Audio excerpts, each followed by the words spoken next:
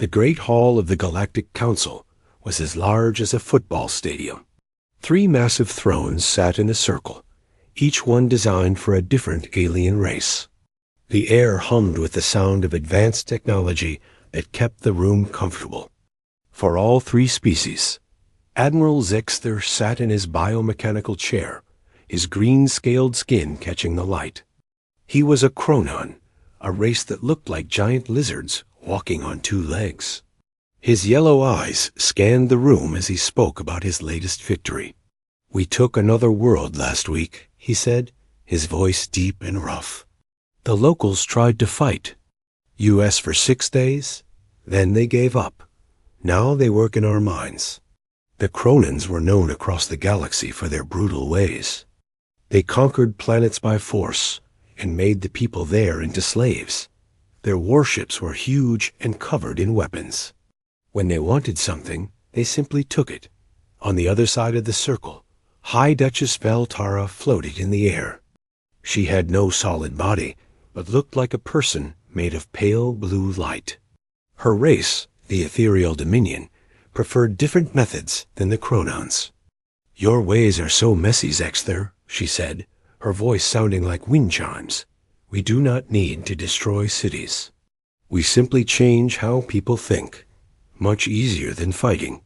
The Ethereals had special powers that let them get inside other beings' minds. They could make entire planets surrender without firing a single shot. Their victims would wake up one day believing they had always served the Dominion. The 3rd member of the council made a loud noise by hitting his metal fist on the table. War Chief Gorthik was twice as big as a human and covered in scars. Half of his head was replaced with machines that glowed red in the dark. He led the Iron Horde, a race of warriors who loved battle more than anything else. "You both talk too much," Gorthik growled. "The Horde takes what we want. We fight. We win. Simple."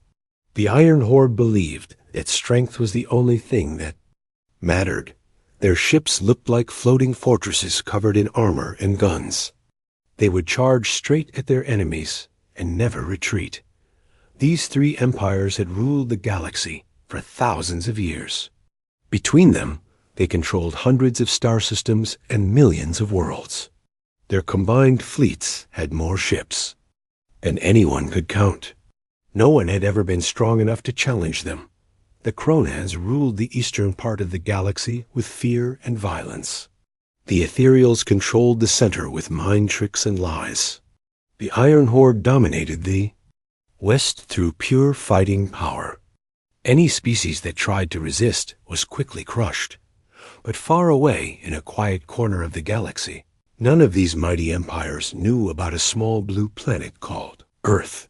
The humans who lived there had just learned how to travel faster than light. What the aliens did not know was that humans had been listening to their radio signals for 5 years. Captain Jake Morrison stood on the bridge of his ship, looking out at the stars through a large window. He was a tall man with short brown hair and serious blue eyes.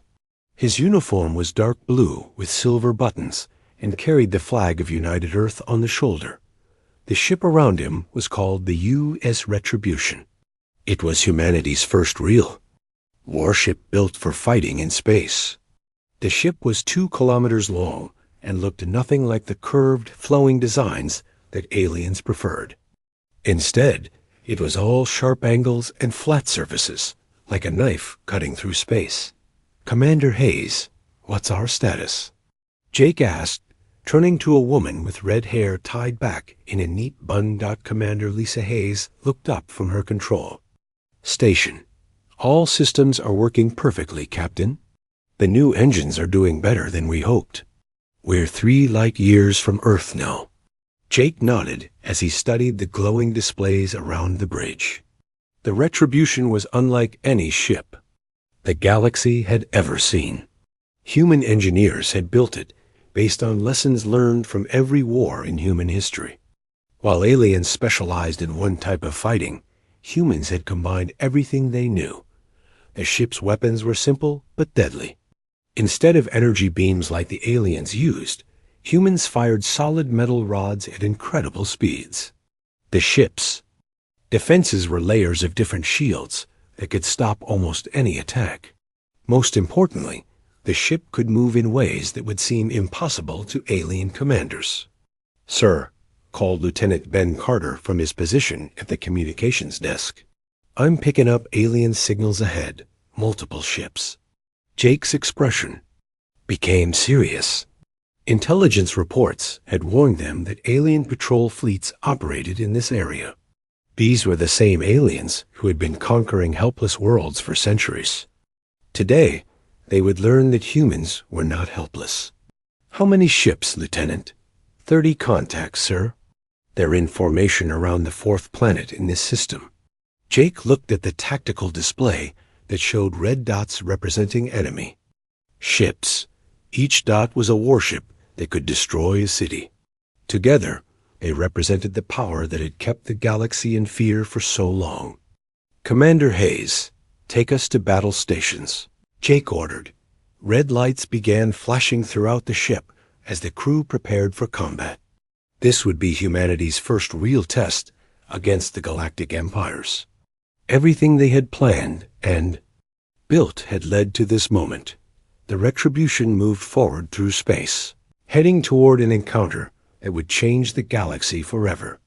Behind them, Earth continued its daily routine, unaware that their fate was about to be decided in the darkness between the stars.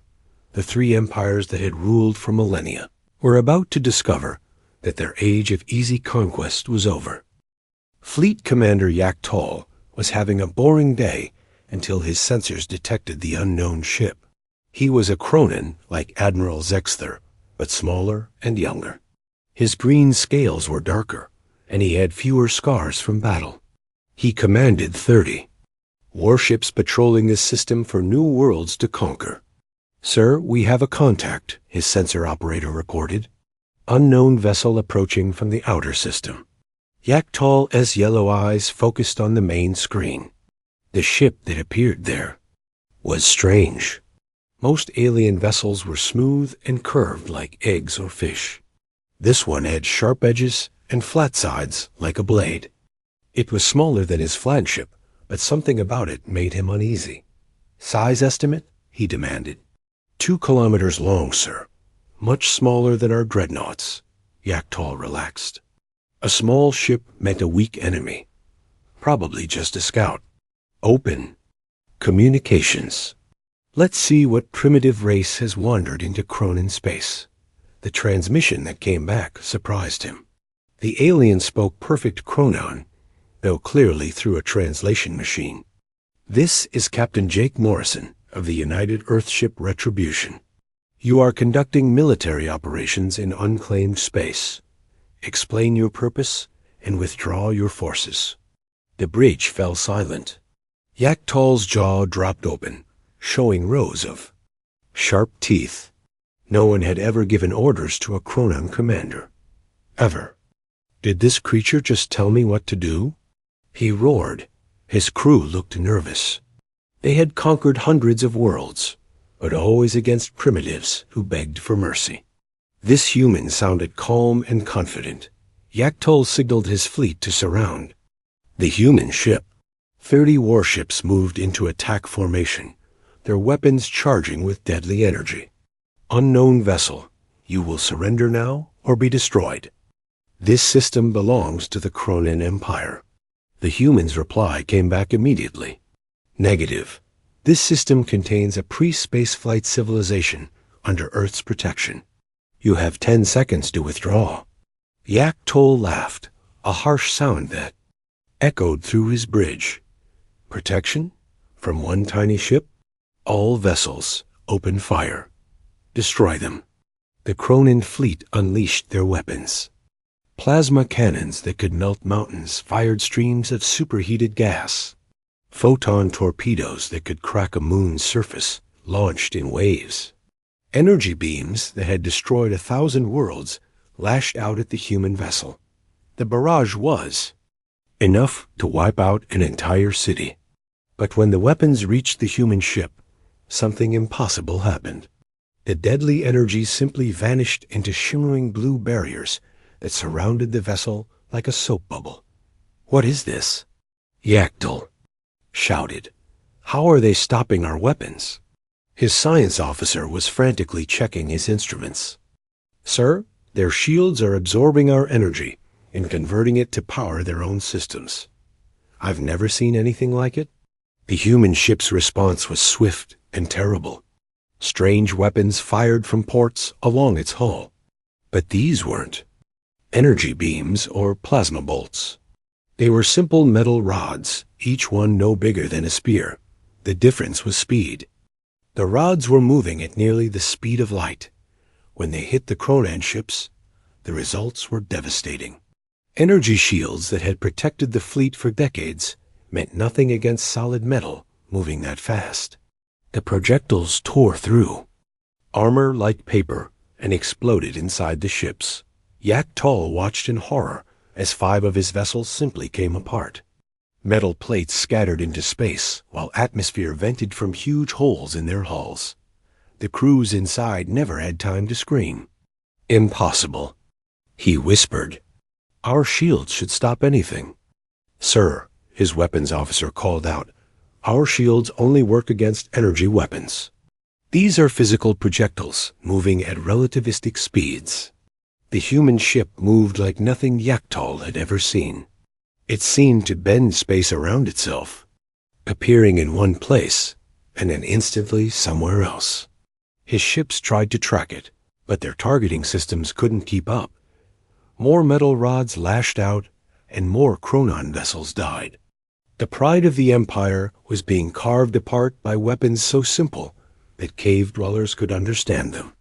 But no cave dweller could make metal move at light speed. "All ships retreat." Yactol ordered, but it was too late. The human vessel appeared directly in front of his flagship. This close, he could see details on its hull. Strange symbols marked its sides, and gun ports covered every surface. It looked like a ship built for one-purpose war. Fleet Commander Yactol came. The human captain's voice. "You have lost half your ships. Surrender now, or I will destroy the rest." Yactol's pride warred with his survival instincts. He had never surrendered in his life. No Kronan had surrendered in 1,000 years. But looking at the wreckage of his fleet floating around him, he made a choice that would have been unthinkable an hour ago. We surrender," he said, the words tasting like poison in his mouth. "All Kronan vessels will power down weapons and prepare to be boarded," the human captain replied. "Any ship that tries to escape will be destroyed." Small craft began launching. From the human ship, they were sleek and fast, carrying boarding parties to the Kronan vessels. The aliens had expected fierce warriors ready for bloody combat. Instead, they met humans in clean uniforms who were polite but firm. The boarding parties efficiently took control of each ship without firing a shot. They treated wounded Kronans and even shared their food with hungry prisoners. Yactol found himself face to face with Captain Morrison an hour later. The human was shorter than a Kronan, but carried himself with quiet confidence. His blue eyes studied the alien commander with what seemed like disappointment rather than hatred. "Commander Yactol," Morrison said through his translator, "your empire has conquered 17 worlds in this sector alone. The people of those worlds are now free." "Free?" Yactol couldn't understand the concept. "They are resources, tools to be used." Morrison shook his head. "They are people with the right to live their own lives. Your ships will be returned to you, but without weapons. You will deliver a message to your Admiral Zexter." "What message?" "Tell him that Earth has arrived. Tell him that the age of easy conquest is over. And tell him that if the Kronan Empire wants war with humanity, we will give them more war than they can handle." 3 days later, Yactol's damaged fleet limped back to Kronan space. Their weapons were gone, and their hulls were scarred, but they were alive. Behind them, The fourth planet in the system continued its peaceful existence, protected by a single human ship that had done the impossible. The news spread through the galaxy like wildfire. For the first time in centuries, someone had defeated a Chronon fleet. The three empires that had divided the stars between them now faced an unknown enemy with weapons and tactics they didn't understand. In the halls of power, emergency meetings were called. War fleets were assembled. The greatest military minds in three empires began planning the destruction of this upstart human race. None of them realized they were already too late. The emergency meeting in the Chronon capital lasted for 6 hours. Admiral Zexter paced back and forth in his war room, while Fleet Commander Yaktol stood at attention, his head lowered in shame. The younger Chronon's report sounded impossible, but the evidence was floating in space for everyone to see. "Tell me again," Zexter growled, his claws scraping against the metal floor. "One ship destroyed 15 of our warships?" "Yes, my lord," Yaktol replied. "Their weapons were unlike anything we have faced. Solid projectiles moving at light speed. Our energy shields were useless." Zexter stopped pacing and turned to his science advisor, an old Chronon covered in pale scars. "Is this possible?" "Theoretically, yes," the scientist said nervously. "We have always used energy weapons because they are more efficient. But if someone could accelerate matter to such speeds... Why haven't we thought of this?" Zexter demanded. "Because we never needed to. My lord, our energy weapons have always been sufficient against known enemies." The Admiral's roar of rage echoed through the chamber. 3,000 years of easy victories had made them lazy. They had stopped innovating because nothing could challenge them. Now a species they had never heard of was making them look like fools. "Assemble the Fifth Armada," he ordered. "I want 300 ships. We will crush these humans with pure numbers." Similar conversations were happening across the galaxy. In the crystal towers of the ethereal dominion, High Duchess Veltara floated before her council of advisors. Her translucent form flickered with anger as she listened to reports from her scouts. "The humans resist our mind probes," one advisor reported. "We cannot read their thoughts or plant suggestions in their minds." "Impossible," Veltara hissed.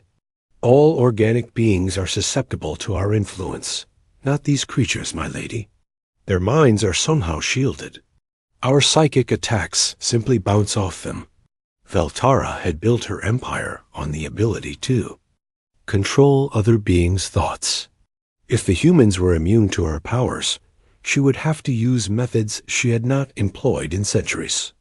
"Prepare the Second Fleet," she commanded. "If we cannot control their minds, we will destroy their bodies." In the fortress worlds of the Iron Horde, War Chief Gorthic received the news while reviewing his troops. A massive warrior cybernetic. Eye glowed red as he processed the information.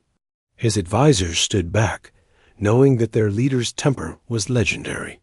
"One ship," he said slowly. "One ship beat 30 Chronon vessels."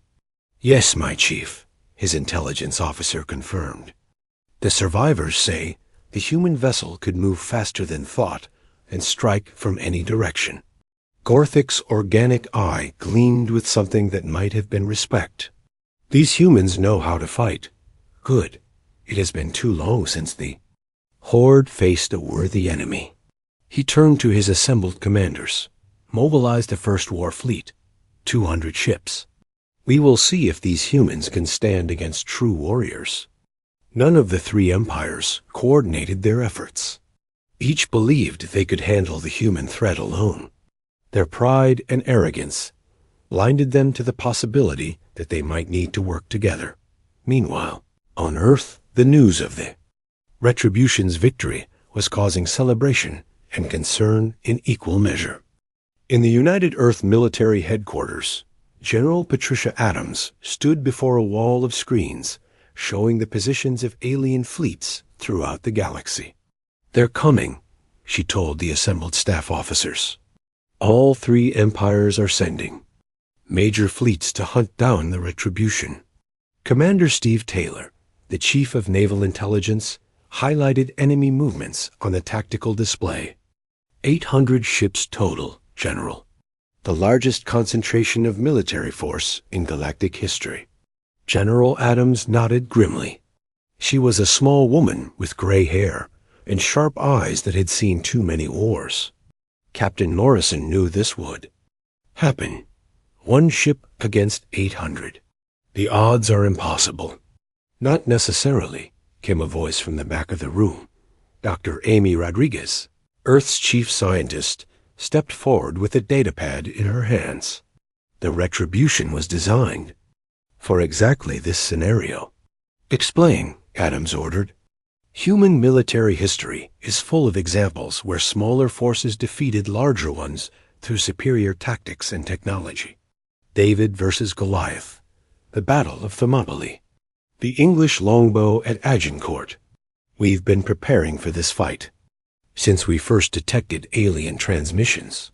Dr. Rodriguez activated a holographic display showing the solar system. While the Retribution was engaging the Chronon patrol, our shipyards have been working around the clock. The display zoomed in on massive construction facilities orbiting Earth, Mars, and several asteroids. Each facility was building ships identical to the Retribution. How many? General Adams asked. 17 completed, with more in production. The aliens think they're hunting one ship. They have no idea what's waiting for them. Back in space, Captain Morrison received the reports of incoming fleets while his ship patrolled the border between known and unknown space. Commander Hayes brought in the latest intelligence summaries in his ready room, a small office behind the bridge. 3 separate fleets, Captain, she reported. They're not coordinating with each other. Morrison studied the data on his personal screen. Each alien fleet was powerful enough to conquer entire star systems. Together, they represented a force that could burn worlds. Their biggest weakness is their arrogance, he observed. They can't imagine that a primitive species could pose a real threat. What are orders, sir? Hayes asked. Morrison leaned back in his chair and smiled for the first time in days. We're going to teach them about human warfare, Commander. Real human warfare. He activated his communication system and opened a channel to Earth Command. Admiral Rodriguez, this is Morrison. Request permission to implement Operation David. The reply came back immediately. Permission granted, Captain. Show them what humanity can do. Morrison stood and walked to his window, looking out at the stars where alien fleets were converging. Somewhere out there, 800 enemy ships were hunting him. They expected to find one isolated vessel, crewed by PRIMATIVES. Instead, they would discover that humans had been preparing for this war since they first learned they were not alone in the universe. The aliens had spent millennia growing soft from easy victories. Humans had spent their entire history learning to fight against impossible odds. Commander Hayes, Morrison called. Set course for the Nexus Cluster. It's time to end this threat once and for all. The Retribution turned toward deep space, where the greatest battle in galactic history was about to begin. Behind them, 17. More human warships left their hidden bases and began moving toward the same destination. The 3 empires that had ruled the galaxy for thousands of years were about to learn that their age of dominance was over. They just didn't know it yet. The Nexus Cluster was a region of space where several trade routes crossed. It had been neutral territory for centuries, claimed by none of the 3 empires, but used by all of them. Today, it would become the site of the largest space battle in galactic history. Admiral Zexter arrived first with his Chronon fleet. 300 warships in perfect formation, their hulls gleaming with fresh armor and new weapons. He had brought his finest vessels, including the massive dreadnought destroyer of worlds. Each ship in his fleet could level a city with one bombardment. "Spread out and search," he commanded from his flagship's bridge. "The human vessel cannot hide from 300 ships." High Duchess Veltara's ethereal fleet materialized out of hyperspace an hour later. Their ships looked like giant crystals floating through the void, beautiful but deadly. 200 vessels arranged themselves in a complex pattern that would let their psychic weapons work together.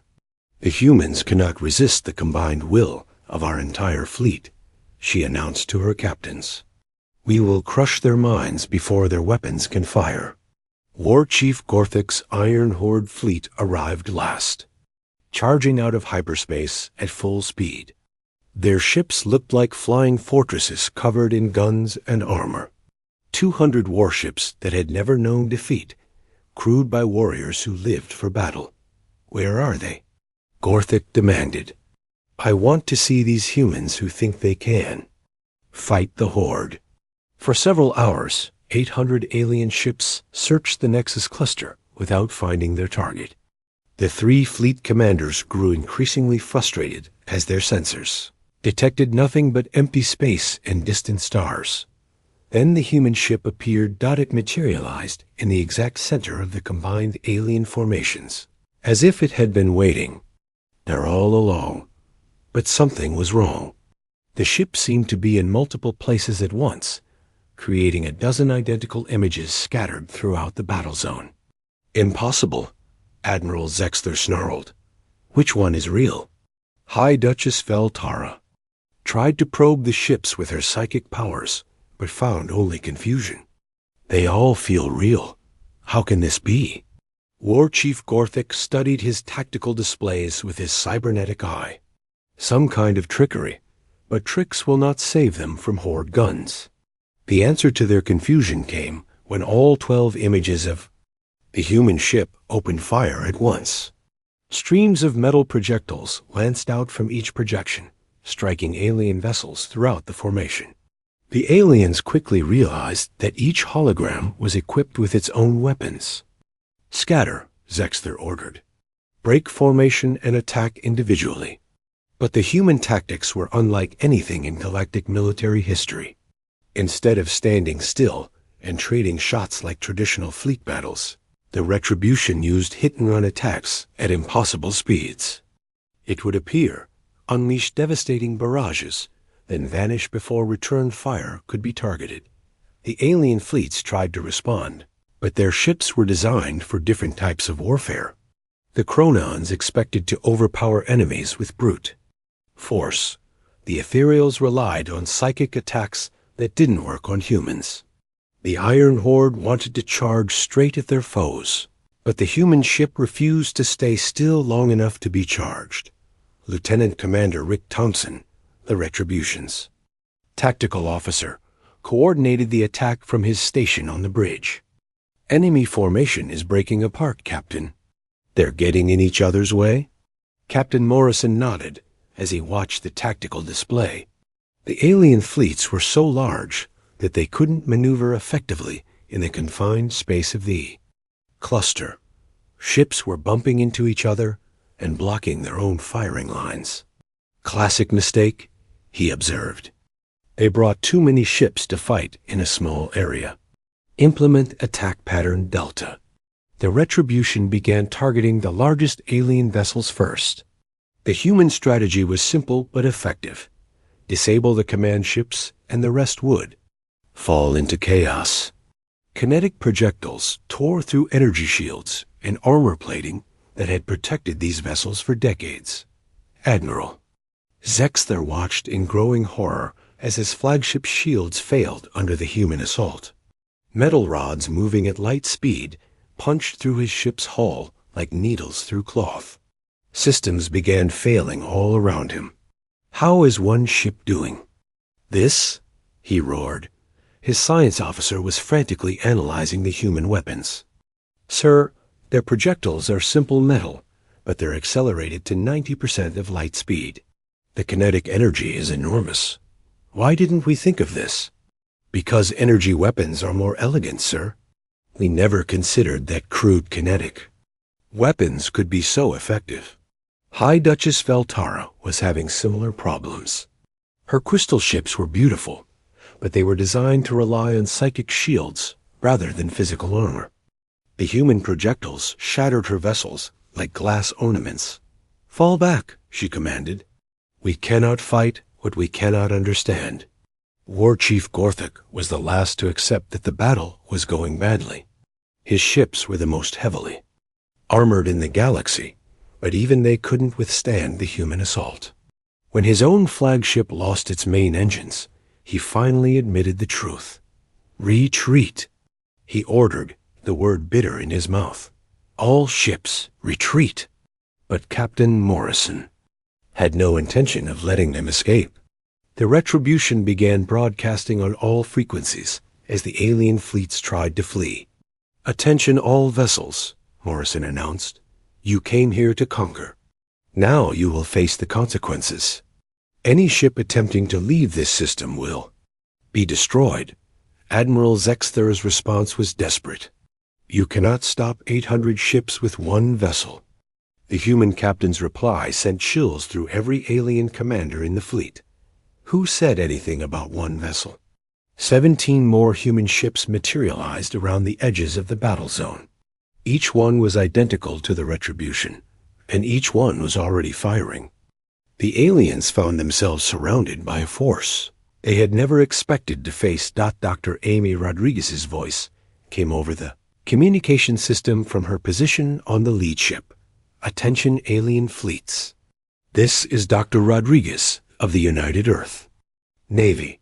Your empires have terrorized this galaxy for too long. Today, that ends." The 18 human ships moved like a pack of wolves, coordinating their attacks with precision that the aliens couldn't match. They used tactics borrowed from every successful military campaign in human history. Flanking maneuvers from ancient cavalry charges, concentration of force from naval battles, speed and surprise from modern air combat. Within 6 hours, the combined might of 3 galactic empires lay helpless in space, not destroyed, but completely disabled. The human ships had systematically targeted engines, weapons, and communication systems while carefully avoiding areas with life support. Thousands of small drones began emerging from the human vessels. They swarmed over the alien ships like mechanical insects, cutting through hulls and taking control of critical systems. The aliens found themselves prisoners on their own ships. Admiral Zexther sat in his command chair, staring at the tactical display that showed his entire fleet marked as disabled. Around him, human drones had politely but firmly taken control of his bridge. "This is impossible," he muttered. "How did one primitive species defeat the greatest fleets in the galaxy?" Commander Hayes appeared on his main screen, her image transmitted from the Retribution. "Admiral Zexther, you are now a prisoner of the United Earth Navy. Your crews will be treated according to the laws of war." Laws of war? Zexther had never heard the term. "Rules that civilized species follow when fighting each other," Hayes explained. "Your wounded will receive medical care. Your crews will be fed and housed properly. And when this is over, you will be allowed to return home." The concept was so foreign to the Chronon way of thinking that Zexther couldn't process it. In his experience, conquered enemies were enslaved or killed. The idea that these humans would treat their prisoners well made no sense. High Duchess Veltara and War Chief Gorthok were having similar conversations with other human officers. All 3 fleet commanders found themselves facing an enemy that fought according to principles they didn't understand. Captain Morrison's final broadcast reached every corner of the galaxy. "This is Captain Jake Morrison of the United Earth Navy. The age of galactic tyranny is over. Earth hereby extends protection to all species seeking freedom from imperial rule. To the 3 empires, we offer you one chance to surrender and face justice for your crimes." The greatest military defeat in galactic history was complete. 3 empires that had ruled for millennia now faced a new reality. Humanity had arrived, and the galaxy would never be the same. 6 months after the Battle of Nexus Cluster, the galaxy looked very different. The trials of the three Empire leaders were being broadcast on every communication channel, reaching billions of beings across thousands of worlds. For the first time in centuries, the victims of Imperial conquest had a voice. The courtroom was built inside a massive space station orbiting a neutral world. Representatives from hundreds of species filled the gallery, many of them seeing their former oppressors in chains for the first time.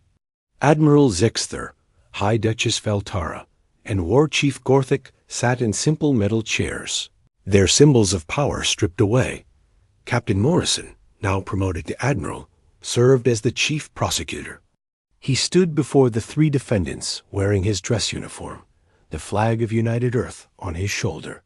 Behind him, holographic displays showed evidence of the Empire's crimes spanning thousands of years.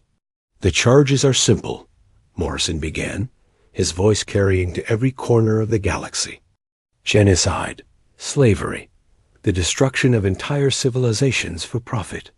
Billions of innocent beings killed or enslaved over 3 millennia of conquest." Admiral Zexther tried to defend his actions. "We brought order to chaos. Before our empires, the galaxy was full of primitive wars. Order?" Morrison activated a display showing a burned world. "This planet had a population of 2 billion. You reduced it to ash because they refused to mine rare metals for you. The evidence was overwhelming. Planet after planet destroyed, species driven to extinction, entire star systems stripped of resources while their inhabitants died in slave camps. The three empires had left a trail of suffering across the galaxy. High Duchess Feltara attempted a different defense. "We gave the lesser species purpose. Without our guidance, they would have destroyed themselves." Morrison showed images of ethereal mind control facilities. "You call this guidance?" Entire populations turned into mindless slaves, their personalities erased. War Chief Gorthik remained silent through most of the trial. When asked to defend his actions, he simply said, "The strong rule the weak. This is the way of nature." "No," Morrison replied firmly. "This is the way of tyrants. Nature also teaches cooperation, protection of the young, and sacrifice for others. You chose to ignore those lessons." The trials lasted for weeks, with witness after witness describing the horrors they had endured. Former slaves told of families torn apart. Survivors spoke of worlds burned for refusing to surrender. Scientists presented evidence of species driven, extinct for their planet's resources. But the trials were just the beginning. While the three leaders faced justice, Captain Morrison was dealing with a much larger problem, governing a galaxy that had never known freedom. Commander Hayes brought him daily reports in his temporary office aboard the space station. "Sir, we have 17 independence movements in former Chronon space alone. Without Imperial control, some regions are descending into chaos." Morrison studied the reports with concern. "Any violence?" "Some border disputes, but nothing major. Yet, most species are too busy celebrating their freedom to fight each other." The challenge was enormous. The three empires had controlled every aspect of life for their subjects. Trade routes, communication networks, even basic services like food distribution had all been managed by imperial bureaucrats. With that system gone, billions of beings were struggling to rebuild their societies. Dr. Amy Rodriguez had been appointed as Earth's chief administrator for the transition. She worked 18-hour days, coordinating relief efforts and helping new governments establish themselves. Her biggest challenge was convincing former slaves that they really were free. Many of them don't know how to make decisions for themselves. She explained to Morrison during one of their daily briefings.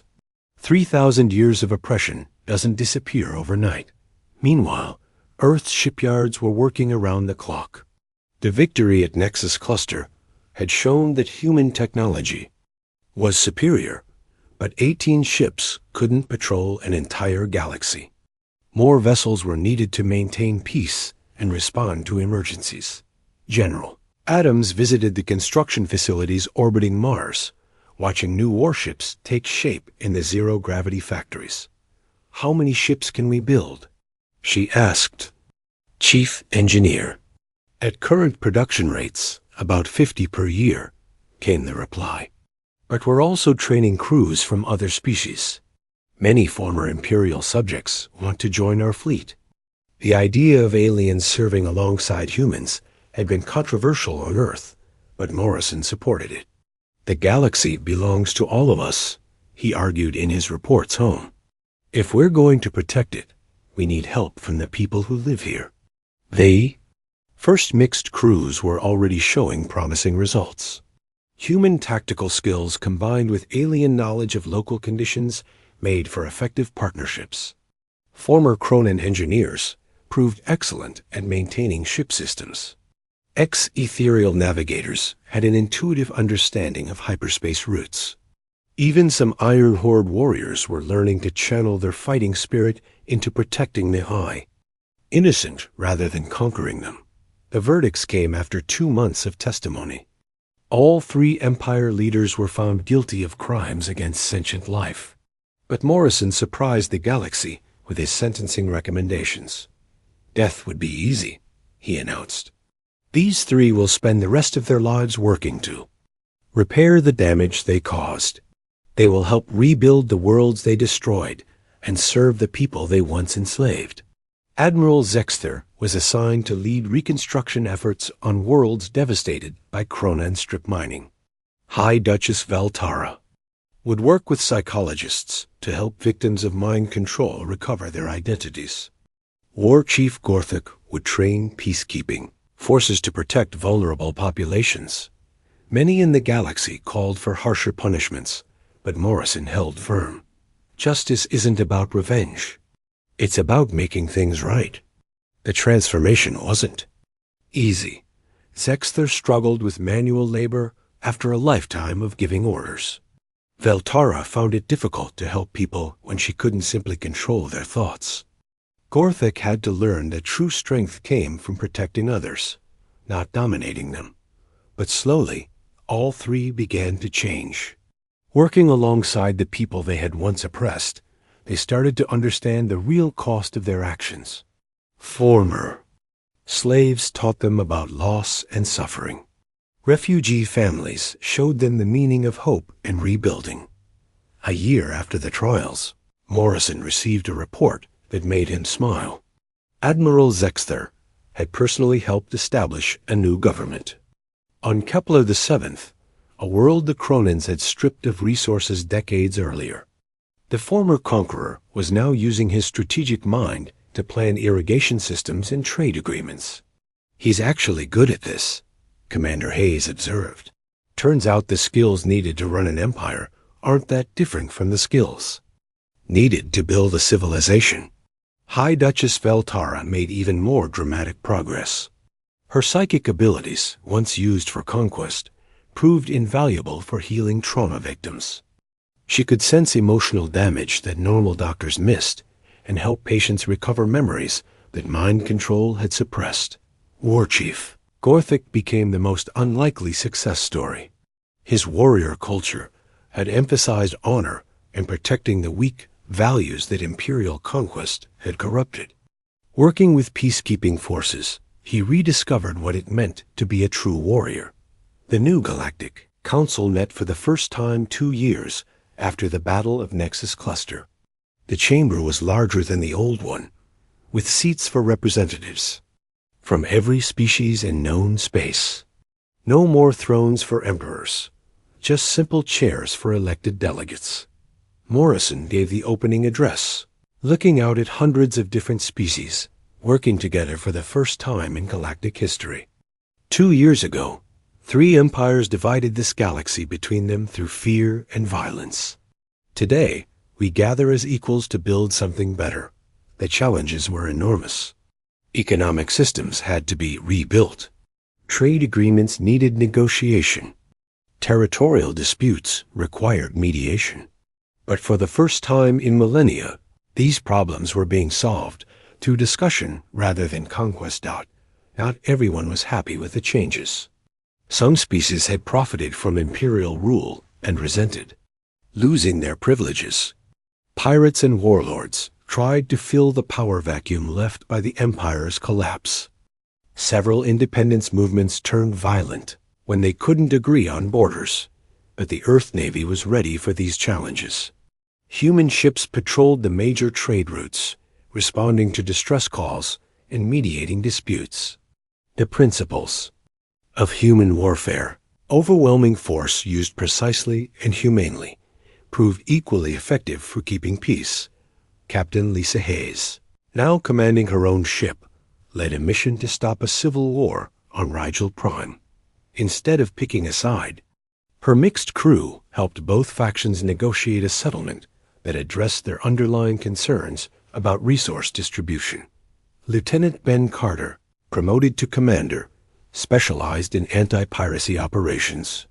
His ship used human stealth technology to track raider fleets and disabled them with precision strikes that minimized casualties. Captured pirates were offered a choice: face trial for their crimes or join reconstruction efforts on worlds they had victimized. Dr. Rodriguez established the Galactic University, where beings from across the galaxy could learn human science and technology. But the exchange went both ways. Human students learned ethereal psychology, chronon engineering, and iron ore,